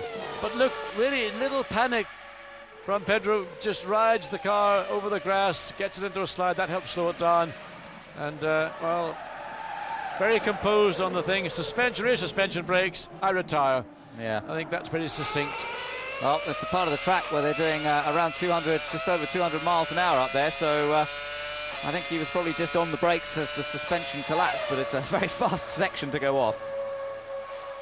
Now through Eau Rouge, and we've just got the 5 laps to go now for Michael Schumacher, and remember, he is heading for another spectacular Absolutely horrendous. Again, I think that's just at the top of radio coming up towards Lake Coombe, and that has gone off. I tell you, that's as big as we've seen from a Honda engine all year. I think that almost matches Panis's in the Austrian Grand Prix. Well, it's the 4th major engine failure for Honda this weekend. What about Villeneuve? What happened to him? He was directly behind it. He must have got a real visor helmet full of shrapnel, oil, water and whatever else came out from the back of the Jordan. Brings Villeneuve up into 8th place in the BAR Honda. Let's take another look here. Same place as Panis. There, I mean, a real rooster tail, bits of metal falling. There's huge lumps of metal coming out. So that's going to be a problem of traffic coming up behind. There will be red hot metal as that just flames out. It's almost like the space shuttle taking off. That's amazing, isn't it? That's a spectacular blow up, and as you say, exactly the same place Olivier Panis pulled over. The problem I would worry about is there's so much shrapnel come out, hot metal, probably pistons, part of the block, maybe conrods, and that could be on the track, so drivers have to be careful. Eddie Jordan sits there and wonders what has he got to do. It's been a hard year for Eddie. He's got to find a way to consolidate his position in the championship. He's in the battle for that 5th place today. No points. No, that's right. Well, Raikkonen there is. He is getting a lift back to the pits. He's driven superbly all weekend, and a great shame that he's not going to have any points to celebrate that. Meanwhile, Montoya still looking to grab the final podium position here today. Still Coulthard very close behind him, let me tell you. Last time they came through, Coulthard in 4th was only 0.6 of a second behind Montoya. Last lap from Michael Schumacher, 1:54, and both Ferrari drivers getting instructions from the pits to just slow down. No need. They've got a 42-second advantage over Montoya in 3rd place. Barrichello's got a 25.8-second advantage. So no real threat from Montoya in these closing laps, and just bring the 2 cars home safely. There's no race between the 2 drivers either, because Michael Schumacher has taken this Grand Prix by the scruff of the neck and just said, it's mine, mine, and it's all mine. It is, and heading for win number 10, here comes McNish, and he's still got a Sauber behind him. It's Nick Heidfeld, of course, and Panis has blown up now as well. Well, 3 of these engine blow-ups have been on the straight. Panis does it at the very end of the straight. So Honda really on the limit with this engine. They're really producing horsepower, but at the sacrifice of reliability. We need a bit of fire extinguishment on that one, because if it keeps burning, well, it'll catch the bodywork, but they're there quickly treating it. They do enjoy dumping powder onto these things, so just stay there, guys. Don't pump any more than is necessary. Well, what a spectacular end to the Grand Prix we're seeing for a number of the Honda runners, not just them. We've seen spectacular action from the Jaguar, that failed rear suspension. I hope that Eddie Irvine's car is going to hold out. He's holding on to 6th place. And I think, if I'm right, that's 4 significant, and by that I mean massive blow-ups that Honda have suffered over the 3 days of here in Belgium. And Panis has had 2, Fisichella 1 and Sato 1. Yes, well, in fact, he lost 2 engines in the first 2 days. I think that's his 3rd one, isn't it? That's his 3rd engine failure this weekend. So he really has had the worst of the luck so far this weekend. And of course, pressure on Honda. They've got a major test coming up in Monza, which is a pure engine circuit. They've got to replace these 5 engines. So the whole cycle of reservicing the engines, you know, this is what makes Formula One tough. When it gets bad for you, it gets worse. Scary place. It's the same place, of course, that De La Rosa's suspension collapsed. Again, it's that up to over 200 miles an hour up there. This is the battle between Montoya and Coulthard. I mentioned that it was pretty close. There you can see just how close it is. Coulthard very much keeping the pressure on Montoya. There's been a few words exchanged in the press between these two over the last couple of weeks. Coulthard still smarting a little bit from the incident at the Nürburgring when Montoya took him out. Yes. And they've both been making comments about one another. Yeah, I think that David, that's such a long time ago now. He should have put it behind him. Nevertheless, he appears to use that as an excuse for the comments that he made in one of the weekly magazines. And, it's easy to make comments about another driver. Sometimes it's relevant, sometimes it's just a waste of time. Well, I'm sure there's still a fair amount of respect between these two. It's not as if they're quite at the stage where it's no holds barred, but they've both been making their comments. Montoya made the comment that perhaps Coulthard should watch out for his teammate Raikkonen and concentrate on beating him. Coulthard actually responded, fair point, that's what I intend to do. I think he said Montoya should have... Montoya said it, yes. But, it was a fair point that Raikkonen that Montoya made, because, it's all right firing off bricks at alternative and competitors, but don't forget that if you're vulnerable in your own team, and David is vulnerable in McLaren, he was out-qualified. In qualifying, he's done a very strong job. He outraced Raikkonen here today. Raikkonen retired with an engine failure, but David really had the better race car, the better race setup. That choice of the slightly harder Michelin tyre suits the driving style of David Coulthard, and of course Coulthard's forte is racing rather than being that one single blinding fast lap. And he's racing hard here throughout the Grand Prix, but he's running out of time. Michael Schumacher's just gone over the line again to make it just 2 laps to go here. 2 longish laps. It's the longest Grand Prix track. Massa has walked back. It's a pretty severe-looking Felipe Massa, isn't it? Usually he's got a smiley face, but no smiley face from Felipe Massa at the end of a hard-fought, but ultimately overly short Grand Prix. So into the bus stop. This is the 43rd lap. And not really much to pick and choose between them. Amazing, even at this late stage in the Grand Prix, still using the curbs fairly hard through there. It looks like stalemate between McNish and Heidfeld as Barrichello comes up to lap them. Yes, and of course, Michael Schumacher's dropped back even further. I mean, he's been dropping for 3 and 4 seconds a lap now on his teammate. So allowing Rubens Barrichello to close up, not to maybe highlight the domination that we've seen from the world champion here this afternoon, and to make it look a little bit more respectable. So the gap down to just under 10 seconds at 9.365 to be precise. Well, Ferrari heading for a 1-2 finish here this weekend. Yet another one to add to their tally of 1-2 finishes so far this season. Coulthard still keeping in behind Montoya. Let's just ride on board the McLaren for a moment.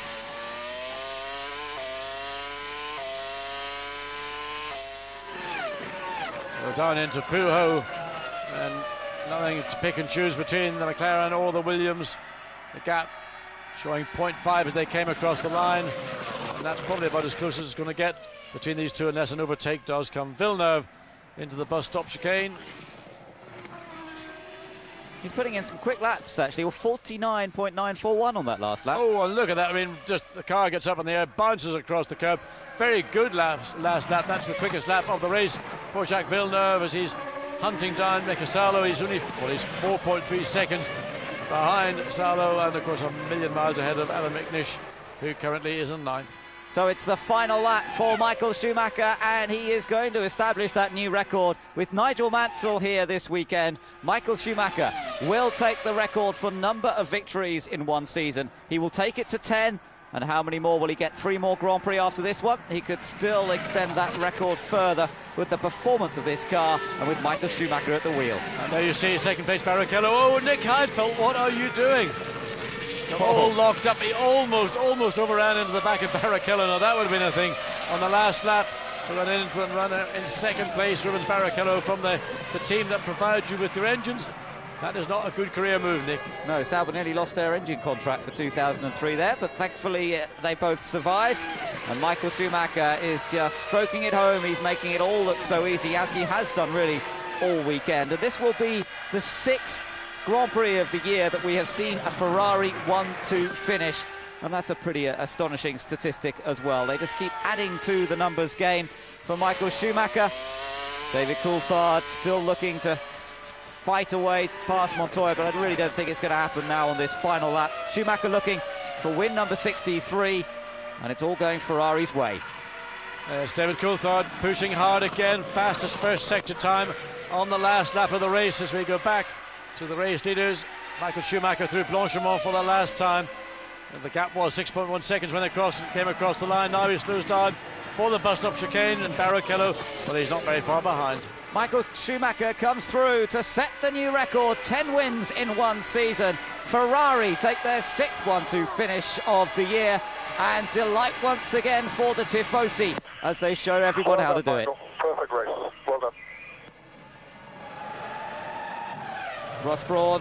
Thank you, boys. Fantastic car. I mean, unbelievable. Ooh. Really a great year what we have all together. Thank you for all of this. Sounds like he's done nothing at all, doesn't it? He's so relaxed, so easy. That car was superb today. And the Ferraris were in a different league. As I said at one stage, he was effectively gaining 2 seconds a lap on Montoya for lap after lap. Massive advantage. In the end, it wasn't much because they backed off to close up together. But Michael backed off the best part of 15, 18 seconds over the last 5 or 6 laps. I mean, he just drove away from his teammate. Ralf Schumacher comes through. He takes 5th place, waiting for Irvine. Some 18.9 seconds behind, and a great drive for Irvine and for Jaguar, thoroughly deserved after a really tough season. Quick shake of the hand from Montoya. Montoya had to fight for his 3rd place, and Williams today, John, just got the edge over McLaren, but it was a very evenly matched contest. But here comes Irvine to take points for only the 2nd time this year for the Jaguar team. 1 point for 6th place, and that's going to be a relief to Nicky Lauda. Yes, it is, and I just wonder whether that might be enough to keep Eddie Irvine as an incumbent driver in the team. Everybody's talking about Mark Webber on the verge of joining Jaguar, but remember, Irvine is a very, very good race driver. He's still fast, and do you bring in an inexperienced driver, relatively speaking, such as Mark, to join Pedro de la Rosa, or do you keep for 1 more year what you've got? And I think that equation is becoming a bit of a difficult one to work out. 5th place for Ralf Schumacher, so he picked up the 2 points for that position. But in the battle, certainly Montoya just gaining the edge over Coulthard. It was pretty hard between the two of them all the way. Little discussion going on in there in the minibus. Yeah, they all look very cool, calm, and not particularly physically worked out. So they'll be bussed down to the press room, to the unilaterals, and we'll get an interview with Michael Schumacher. He can tell us, I'm sure, that this was the best Ferrari I've ever had. The tyres were, I've never had better Bridgestones. So there we are, the results from Belgium. Schumacher Barrichello make it a Ferrari 1-2 again. Montoya beats Coulthard in a battle that proceeded throughout the race. Ralf Schumacher made one mistake, had a poor pit stop as well, ended up 5th, and Eddie Irvine getting the final point in 6th. Sarlo and Villeneuve had a hard afternoon, but had nothing really to take home from it, except 7th and 8th places. No points were awarded there. McNish in 9th, another Grand Prix finish for him at least, ahead of Heidfeld. And the other finishers were Takuma Sato and Olivier Panis. They were classified, Panis, although of course he didn't actually finish the race because he suffered that very spectacular engine failure. But enough laps completed to still be classified. I think we've seen the domination of dominations today, and I don't know what Rubens Barrichello must think. He had the choice of the race car or the spare car. He went for the spare car. He also opted for the harder of the 2 Bridgestone tyres. No doubt that hurt him in overall pace, but of course it's about a balance and the ability to open the throttle, and he felt that was better for him. But the penalty was he was never really in the show today with Michael. In the initial laps he ran behind him, but once Michael's got his head down, he set that sequence of lap record after lap record and just pulled away from the Brazilian. And I think that, well, Ruby's face, he seems happy enough. He knows. That's interesting. He's saying his water bottle wasn't working. It was nice after cleaning that just I didn't. Well, they're all happy campers. You know, they're like schoolboys when they get together after a rugby match.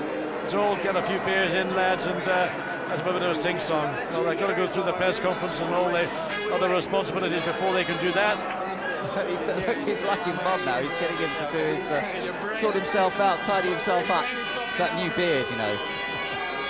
Well, it's good to see the competition on the field is intense. There have been words and almost words and war between Montoya and Michael Schumacher. Rubens maybe not quite in that league, but now just waiting to go into the unilateral room to hear what they have to say to describe their particular day's race. And we'll very quickly be able to go in and join them and find out. I'm interested in Montoya really, because having had a difficult weekend so far, he managed to come through to take that final podium position and elevate himself above Ralf Schumacher to be near 3rd in the championship. Time for them to come out. There is Ross. First time they've found each other since the end of the Grand Prix. And a hug for both drivers, who now make their way out onto the podium. Opposite the huge grandstand on the run down towards Eau Rouge. And it's a 6th win in Belgium for Michael Schumacher. He takes over the outright record for wins in Belgium. He was tied with Senna, and now, once again, he's a step ahead.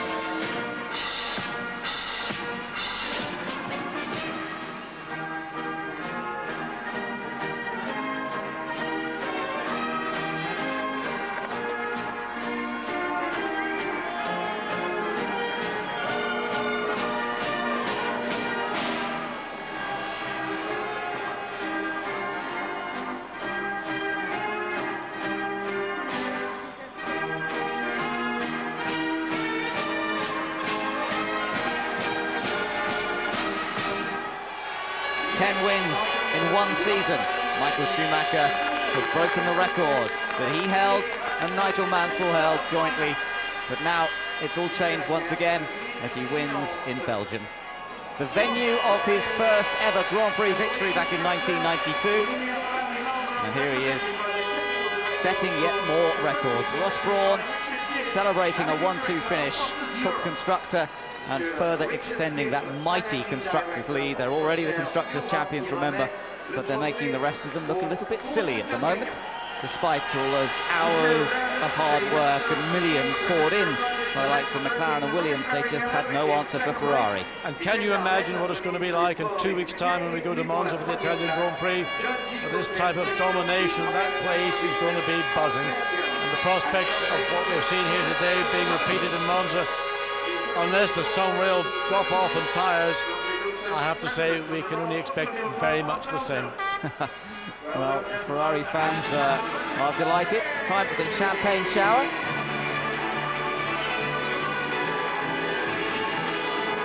Ross is staying there. He's not run around the corner yet. There's a bit of a battle going on with Ross and Rubens. Yeah, I'm not sure who's going to win that battle, because Ross is a big old fella and Rubens, as tough as he is, you know, Ross has got the advantage of bulk, I think, in that one.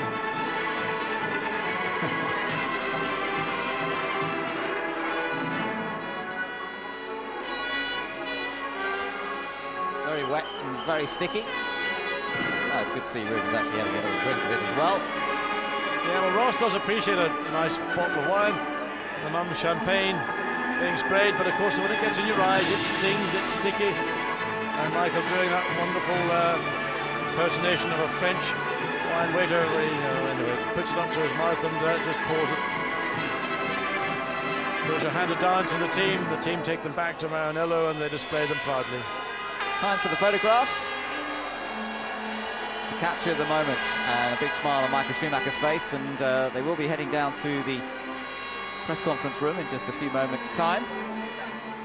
Michael can be asked, how does he feel? Well, he says he doesn't always find it very easy to talk about how he feels at moments like this. And of course, beating that record, perhaps not quite as significant as some of the other records he has achieved, but it is significant nonetheless. A mark of Ferrari's performance advantage this year. Yes, I mean, Nigel Mansell did it in a time when he really did have a massive technical advantage with the active Williams Renault that he raced in, and but Nigel used it incredibly efficiently to win those 9 races, as he won his World Championship in the Hungarian Grand Prix. Michael was able to do it just that little bit earlier, and now has gone on to exceed those 9 Grand Prix wins in the season. But one has to say the advantage that Michael Schumacher and Ferrari have enjoyed this year is equal really to that of Nigel and Williams back some 10 years ago.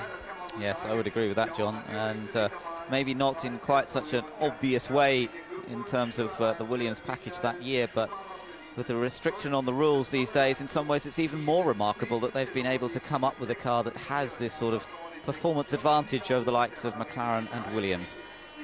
And it's not just performance, it's fundamentally reliability. This is the 50th occasion, another anniversary when Ferrari have been on the podium, at least one driver here, they got 2 drivers. So to celebrate your 50th anniversary with both drivers on the podium, first and second, I mean, where do you go? You've got all the superlatives, there's none left. Well, I'm sure it'll only fire up the likes of Ron Dennis and Frank Williams to come back at them next year. It might be the fact that they've had to write off the 2002 season. They won't give up in the remaining 3 Grand Prix, and I'm sure that given a little edge, a little change in weather conditions, they'll still be hunting for victories. But you have to say, 2002 is about Ferrari, it's about Michael Schumacher and Rubens Barrichello. Next year could be a very different story.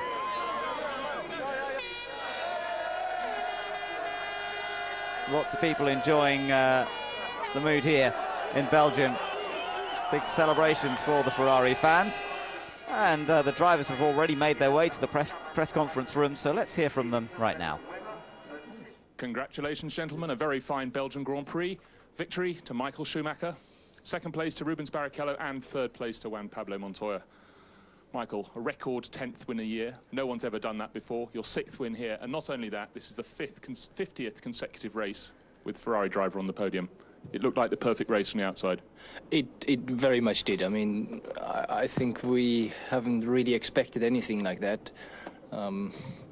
we were optimistic. We had a very good weekend altogether, but you never know what is going to happen in the race with temperature and so on, with different tyres.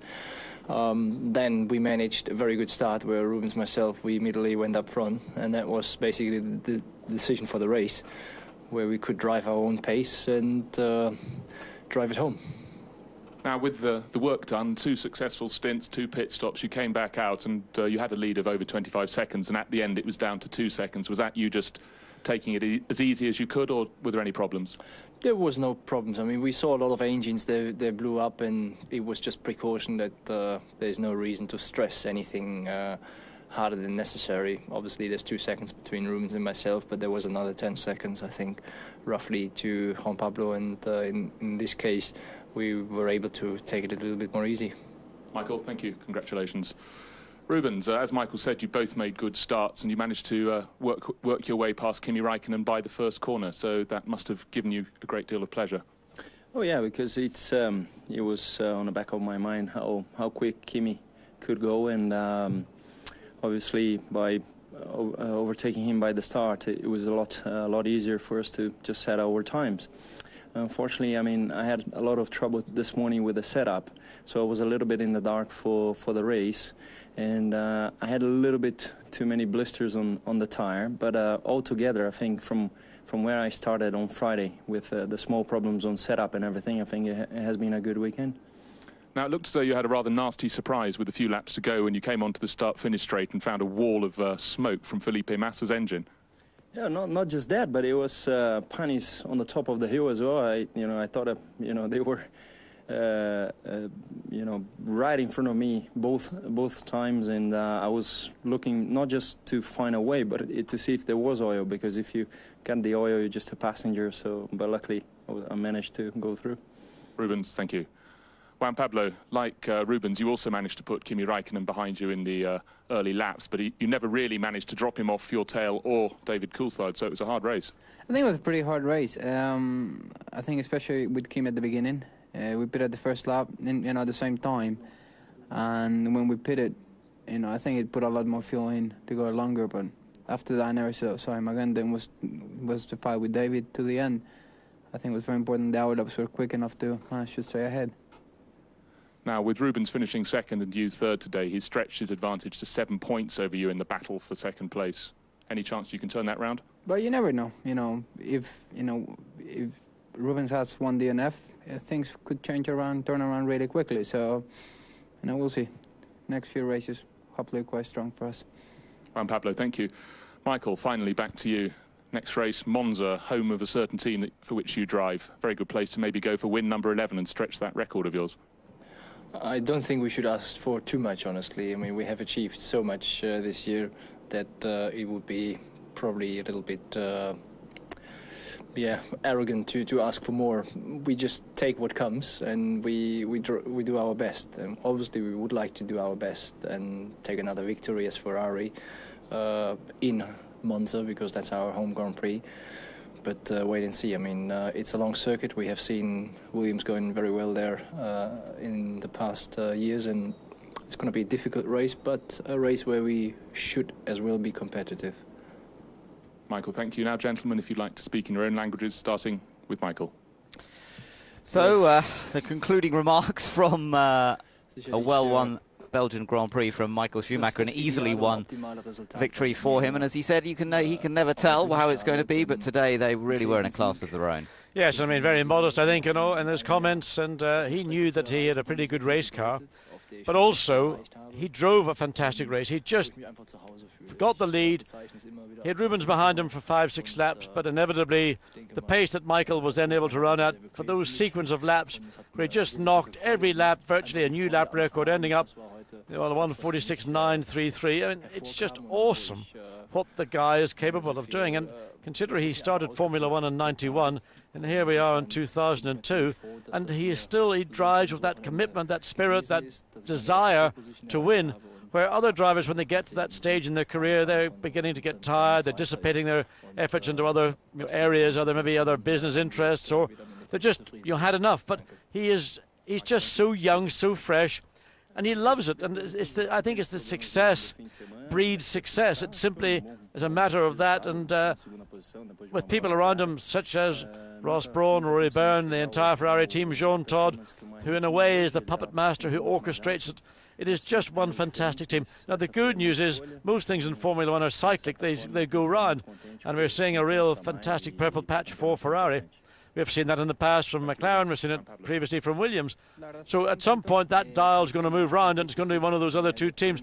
And even, don't discount Renault, because over the next couple of years, Renault are going to be a major force in Formula One. They have yet to put together the package to achieve it, but they're on course. And part of that may well be young Spanish driver Fernando Alonso.